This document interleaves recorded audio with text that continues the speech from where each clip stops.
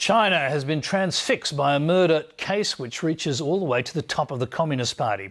The wife of a man once touted as a possible future leader of China could face the death penalty, accused of poisoning a British businessman. But this criminal matter is threatening to expose a bitter political feud inside the ruling party.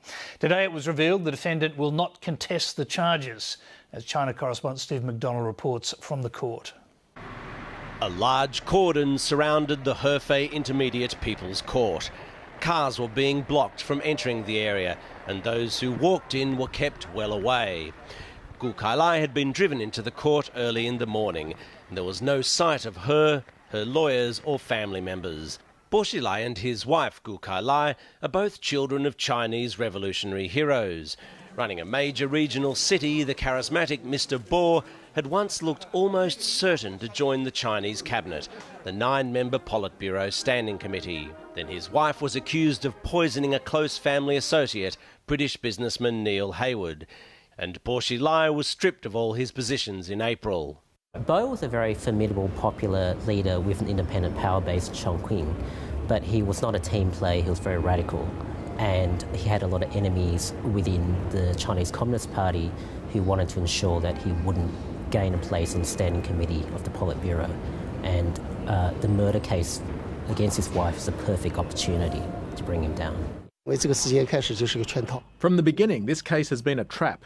They want to use Bo Xilai's wife's case to smash him. And I just don't believe Gu Kailai would have killed Neil Haywood. But you can get into trouble speaking out in front of a Chinese court, especially with the foreign press in town. Foreign correspondents may not have been allowed inside the courtroom, but China Central Television was, and has released some vision of the hearing which has rocked the Communist Party right to the top. The court heard that Gu Kailai and a staff member lured Neil Haywood to a Chongqing hotel room, got him drunk, then poured poison into his mouth. In the end, she didn't contest the main charges, but did claim she was psychologically unstable at the time and also thought that Neil Haywood was trying to harm her son. Gu Kailai's defence lawyer believed the victim was partially responsible for triggering the case, but her self-control ability was weaker than normal people when she committed the crime. And the court should take into consideration the defendant's good performance in exposing others involved. According to official court documents, the prosecution says that Neil Haywood was killed because of a business deal gone wrong. It's a balancing act because they want to ensure that the downfall of Bo through the acts of his wife is legitimate. That is, there was a legitimate reason to bring Bo down. But on the other hand, they don't want to expose how power at the most senior levels within the Chinese Communist Party actually works. So they want Bo's political career to be destroyed, but they don't want the Chinese Communist Party to go down with it.